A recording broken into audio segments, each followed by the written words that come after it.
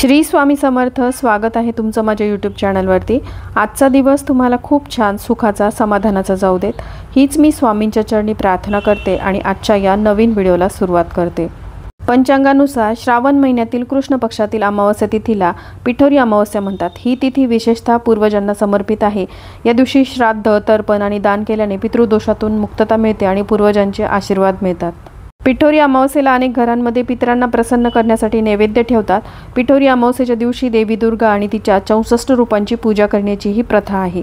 हे व्रत विशेषतः मुलांच्या जन्मासाठी आणि मुलांच्या सुख समृद्धीसाठी पाळले जाते।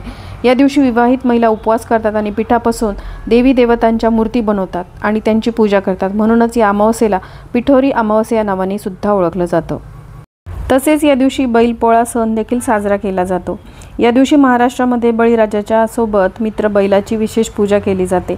या अमावस्येला दर्श अमावस्या असे देखील म्हटले जाते। पिठोरी अमावस्या ही विशेष महत्त्वाची मानली जाते। या दिवशी पितरांना नैवेद्य अर्पण केल्याने त्यांच्या आत्म्याला शांती मिळते। या दिवशी श्रीहरी भगवान विष्णूंची आराधना केल्याने सुद्धा मोठ्या समस्या दूर होतात। तसेच उद्याच्या अमावस्येच्या दिवशी अखंड सौभाग्यासाठी, दीर्घायू, अपत्य प्राप्तीसाठी काही प्रभावी उपाय देखील केले जातात। आज या व्हिडिओमध्ये एक असाच प्रभावी उपाय मी शेअर करणार आहे। या उपायामध्ये उद्या शुक्रवारी आलेल्या पिठोरी अमावस्येच्या दिवशी आईने मुलांवरून ही एक वस्तू उतरून टाकायची आहे। ही वस्तू मुलांवरून उतरून टाकल्यामुळे मुलांचे सर्व दोष, त्यांच्या मार्गामध्ये येणाऱ्या सर्व अडचणी, संकट, विघ्न दूर होऊन त्यांची प्रत्येक क्षेत्रामध्ये प्रगती होईल। तर हा उपाय कशा प्रकारे करायचा आहे, आईने मुलांवरून जी वस्तू ओवाळून टाकायची आहे, नंतर त्या वस्तूचं तुम्हाला काय करायचं ही संपूर्ण माहिती जाणून घ्यायची असेल तर व्हिडिओ स्किप न करता शेवटपर्यंत बघा। चॅनलवर पहिल्यांदा आला असाल तर नक्की सबस्क्राईब करा आणि असेच नवनवीन माहितीपूर्ण व्हिडिओ बघण्यासाठी बेल आयकॉनलाही क्लिक करा। त्यामुळे जेव्हाही मी नवीन व्हिडिओ अपलोड करेल तेव्हा त्याचं नोटिफिकेशन सर्वात आधी तुम्हाला मिळेल आणि तुम्ही एक पण व्हिडिओ मिस करणार नाही। सगळ्यात आधी आपण जाणून घेऊयात की हा उपाय आईने मुलांसाठी का करायचा आहे। तुमची मुलं जर बाहेरगावी असतील तर अशा वेळेस हा उपाय तुम्हाला कशा प्रकारे करता येईल आणि सगळ्यात महत्त्वाचं म्हणजे मी जो उपाय तुमच्यासोबत शेअर करणार आहे तो उपाय करण्यासाठी तुमची मुलं त्या वेळेमध्ये घरात नसतील तर अशा वेळेस मग तुम्हाला दुसरा उपाय देखील करता येणार आहे। त्यामुळे मग हा व्हिडिओ शेवटपर्यंत बघा, जेणेकरून दोन्हीही उपायाची माहिती तुम्हाला मिळेल।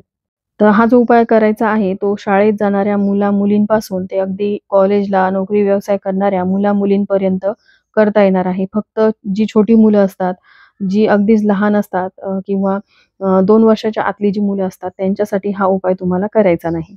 तर पहा, आपली मुलं शाळेत जाणारी असतील किंवा कॉलेजला जाणारी असतील तर ती खूप कष्ट करतात, मेहनत करतात, तरी देखील बऱ्याचदा त्यांच्या कष्टाला, मेहनतीला म्हणावं तसं यश मिळत नाही आणि बऱ्याचशा मुलांच्या बाबतीत सांगायचं झालं तर केलेला अभ्यास त्यांच्या लक्षात राहत नाही। कितीही प्रयत्न केले तरी त्यांना परीक्षेमध्ये चांगले मार्क्स मिळत नाहीत। तर जेही दोष किंवा ज्याही अडचणी त्यांच्या मार्गामध्ये येतात त्यासाठी आपल्याला हा उपाय करायचा आहे। शिवाय बरीचशी मुलं खूप हट्टी झालेली असतात, त्यांना काही ना काहीतरी व्यसन जडलेलं असतं, मोबाईलचं व्यसन म्हणा, मग त्यामुळे ते घरामध्ये व्यवस्थित वागत नाहीत, घरातल्यांचं ऐकत नाहीत, व्यवस्थित खात पीत नाही, अभ्यासामध्ये त्यांचं मन लागत नाही।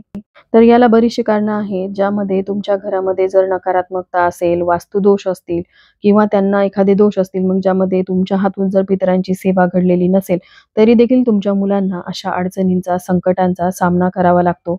त्यांच्या मागे आजारपणं लागलेली आहेत। बघा, मुलं कळत नकळतपणे अशा काही ठिकाणी जातात जिथे खूप नकारात्मकता असते आणि मग घरी आल्यानंतर ते आजारी पडतात आणि ते आजारपण काहीही केल्या दूर होत नाही। मग अशा वेळेस पौर्णिमा असेल किंवा अमावस्या असेल अशा विशिष्ट तिथींवरती जर हे उपाय केले तर मुलांमध्ये फरक पडतो आणि त्यांची प्रगती व्हायला लागते। बऱ्याचशा मुलांना नोकरी व्यवसायाविषयक काही समस्या असतात, म्हणजे म्हणावं तसं त्यांना करिअर मिळत नाही किंवा नोकरीमध्ये त्यांना बढती हवी असते, ती मिळत नाही, व्यवसायाच्या ठिकाणी त्यांची म्हणावी तशी भरभराट होत नाही। तर हे सर्व दोष, नकारात्मकता, त्यांच्यावर वारंवार येणारी संकट, विघ्न दूर व्हावीत यासाठी पिठोरी अमावस्येच्या दिवशी आईने मुलांवरून ही एक वस्तू उतरून टाकायची आहे। तर बघा, पिठोरी अमावस्येच्या दिवशी आईने मुलांसाठी व्रत करावं, 64 योगिनी या देवींचं पूजन करावं। आता बऱ्याच जणींना ह्या व्रताबद्दल माहिती नसेल तर हे व्रत नाही केलं तरीही चालेल, पण तुम्ही हा उपाय मात्र आवर्जून करायचा आहे। आता ज्यांची मुलं बाहेरगावी शिकायला आहेत, नोकरी व्यवसायाच्या निमित्ताने म्हणा किंवा शिक्षणाच्या निमित्ताने, आणि तिथे त्यांना काही गोष्टींचा त्रास होत असेल तर मग तुम्हाला हा उपाय कशा प्रकारे करता येईल हे देखील मी शेअर करणार आहे। तर पहा, हा उपाय जो आहे तो आपल्याला उद्या करायचा आहे। तर उद्या श्रावण महिन्यामध्ये आलेली ही सोमवती अमावस्या आहे आणि प्रत्येक श्रावण सोमवारी आपण महादेवांची सेवा उपासना करत असतो. तसेच अमावस्येच्या दिवशी आपण घरामध्ये काही प्रभावी उपाय करतो. तर सगळ्यात आधी आपल्याला लवकर उठायचं आहे, आपल्या घराची स्वच्छता करून घ्यायची. त्यानंतर अंघोळ वगैरे करून सगळ्यात आधी आपल्याला देवपूजा करायची आहे. देवपूजा झाल्यानंतरच मग हा उपाय तुम्हाला करायचा आहे. मग आता हा उपाय तुम्हाला कधीपर्यंत करता येईल हे देखील मी सांगते. पण कुठलीही सेवा किंवा उपाय ही अग्नीच्या साक्षीनेच होत असते. मग आता तुम्ही देवघरासमोर बसून हा उपाय करू शकता किंवा तिथे पुरेशी जागा नसेल तर तुम्ही तुमच्या हॉलमध्ये बसून हा उपाय करायचा आहे. आता या उपायासाठी तुमची स्वतःची अंघोळ झालेली असावी. सांगितल्याप्रमाणे तुम्हाला देवघरासमोरील दिवा प्रज्वलित करूनच ही सेवा किंवा उपाय करायचा आहे. शिवाय तुमच्या मुलांचीही अंघोळ झालेली असावी. पारोशाने कोणतीही सेवा किंवा उपाय करू नये. असं नाही की मुलांना झोपेतून उठवलं आणि मुलांवरून हा उपाय केला असं चालणार नाही. तर हा उपाय जो आपल्याला करायचा आहे, उद्या सोमवती अमावस्या आहे. तर आता उद्या तुमची खूप धावपळ असणार आहे. तर श्रावण सोमवारची पूजा असेल, मुलांची शाळा, डबा या सर्व गडबडीमध्ये तुम्हाला हा उपाय दुपारी 12च्या आतच करायचा आहे. बघा तुमची मुलं जर सकाळी 6ला जात असतील, तर तुम्हाला हा उपाय सकाळीच करावा लागेल. पण जर तुम्हाला त्या वेळेमध्ये शक्य नाही झालं, तर मग तो दुसरा उपाय तुम्हाला कशाप्रकारे करता येईल, हे देखील मी पुढे शेअर करते. सोबतच तुमची एकापेक्षा अधिक मुलं असतील, तर दोन्ही मुलांसाठी तुम्हाला वेगवेगळ्या वस्तूच उतरून टाकायच्या आहेत. एकच वस्तू 2 मुलांवरून उतरून टाकायची नाही. आता आईचा मासिक धर्म असेल, तर वडिलांनी हा उपाय केला तरीही चालेल किंवा आजी, काकू, मावशी यापैकी कोणीही हा उपाय केला तरीही चालेल. आता या उपायासाठी तुम्हाला एक मूठभर तांदूळ घ्यायचे आहेत किंवा तुम्ही एक वाटीभर तांदूळ घेऊ शकता. हे तांदूळ म्हणजेच तुम्हाला भात शिजवायचा आहे. तो भात अळणी असावा, त्यामध्ये मीठ घालायचं नाही. आता तुमची 2 मुलं असतील, तर या भाताचे 2 भाग करायचे. मुलीसाठी जर तुम्ही हा उपाय करणार असाल, तर मुलीचा मासिक धर्म आलेला नसावा.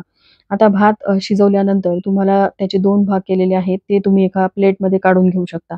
आता मुलाला दक्षिणेकडे तोंड होणार नाही, अशा पद्धतीने पाटावरती किंवा आसनावरती बसवायचं. कधीही जमिनीवरती बसून सेवा किंवा उपाय करू नये. असं केल्याने ती केलेली सेवा जी आहे, ती पृथ्वीला जाऊन मिळत असते. आता तो जो भात आपण घेतलेला आहे, तो आपल्याला उजव्या हातामध्ये पकडायचा आहे आणि मुलांच्या डोक्यापासून ते पायाच्या नखापासून असं गोलाकार आकारामध्ये म्हणजेच घड्याळाच्या काठेच्या दिशेने 7 वेळा तो भात जो आहे तो उतरून घ्यायचा आहे. उतरून घेत असताना तुम्हाला श्री स्वामी समर्थ, श्री स्वामी समर्थ या मंत्राचा जप करायचा आहे. उपाय करत असताना कोणाशीही बोलू नये आणि पूर्ण लक्ष तुमचं तुमच्या मुलांच्यावरील येणारी सर्व संकट, विघ्न दूर व्हावीत याकडे असावं. पहिल्या मुलावरून हा भात उतरून घेतल्यानंतर दुसरा भाताचा जो भाग आहे दुसऱ्या प्लेटमध्ये घ्यायचा आणि तो भात दुसऱ्या मुलावरून उतरून टाकायचा. त्यानंतर या भाताचं काय करायचं तर भात हा तुम्हाला घ्यायचा आहे आणि तुमच्या घराची बाल्कनी असेल किंवा गच्ची असेल, तिथे तुम्हाला जायचं आहे आणि तिथे हा भात जो आहे एका पेपरवरती तुम्हाला ठेवायचा आहे, जिथे कावळा किंवा इतर पशुपक्षी येतील आणि हा भात जो आहे तो खाऊन घेतील. पहा कावळा जरी नाही आला तर इतर पशुपक्षी येतात किंवा कीटक, मुंग्या वगैरे येऊन हा भात खाऊन घेतात. त्यामुळे तो भात खाल्लाय की नाही असं वर जाऊन तुम्हाला परत बघायचं नाही. तिथे भात ठेवल्यानंतर तुम्हाला सगळ्यात आधी हात-पाय स्वच्छ धुवायचे आहेत आणि त्यानंतर तुम्हाला महाराजांचं किंवा देवांचं दर्शन घ्यायचं आहे. तर आता 12च्या आतच हा उपाय करायचा आहे. मुलांची शाळा आहे, तर मग आम्हाला एवढं सकाळी शक्य नाही झालं. मग आता हा उपाय आम्ही कशाप्रकारे करावा? तर पहा त्यासाठी मी दुसरा उपाय तुमच्यासोबत शेअर करते. आता हा उपाय जो आहे तो तुम्हाला संध्याकाळी दिवे लागणीपासून ते रात्री 12 पर्यंत कधीही करता येईल. कारण आज दिवसभर अमावास्या असणार आहे. तर या उपायासाठी तुम्हाला एक नारळ घ्यायचा आहे. तो नारळ पाण्याने भरलेला असावा. कोणत्याही उपायासाठी वापरलेला नारळ तुम्हाला घ्यायचा नाही. तो नारळ तुम्हाला घ्यायचा आहे. संध्याकाळी दिवे लागणीच्या वेळेस देवघरातील दिवा वगैरे लावून मग ही सेवा तुम्हाला करायची आहे. मुलाला पाटावरती, आसनावरती बसवायचं आणि नारळाचा शेंडा मुलाकडे असावा. अशा पद्धतीने ते नारळ तुम्हाला मुलाच्या डोक्यापासून ते पायापासून असं 7 वेळा गोलाकार आकारामध्ये उतरून घ्यायचं आहे. उतरून घेत असताना श्री स्वामी समर्थ या षडाक्षरी मंत्राचा जप करायचा आहे. एकच नारळ दोन्ही मुलावरून उतरून टाकायचा का तर नाही, दोन्ही मुलासाठी तुम्हाला 2 वेगवेगळे नारळ घ्यायचे आहेत आणि हे नारळ सोमवती अमावस्येच्या दिवशी मुलांवरून उतरून टाकल्यानंतर ते तुम्ही अशा ठिकाणी टाकायचे की जिथून ते कोणाच्या पायाकडून ओलांडले जाणार नाहीत. तुम्ही निर्जन अशा स्थळी ते नारळ टाकून देऊ शकता किंवा डस्टबिनमध्ये टाकून द्या. पण आपण केलेल्या उपायामुळे कोणालाही त्रास होता कामा नये, अशी काळजी तुम्हाला घ्यायची. त्यानंतर तुम्हाला घरामध्ये यायचं, हातपाय स्वच्छ धुवायचे, स्वामींचं दर्शन घ्यायचं आहे.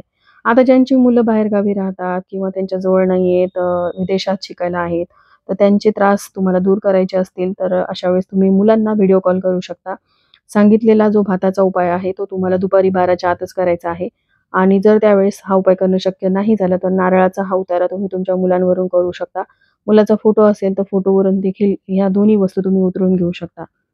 तर सांगितलेले दोन्हीही उपाय अतिशय प्रभावी आहेत. प्रत्येक आईने आपल्या मुलांसाठी हे उपाय करावे. तर चला, झालेली सेवा मी महाराजांच्या चरणी अर्पण करते. इथेच व्हिडिओचा एंड करते. व्हिडिओ आवडला असेल तर लाईक, शेअर आणि सबस्क्राईब करा. भेटूयात अशाच एका नवीन व्हिडिओसोबत. श्री स्वामी समर्थ.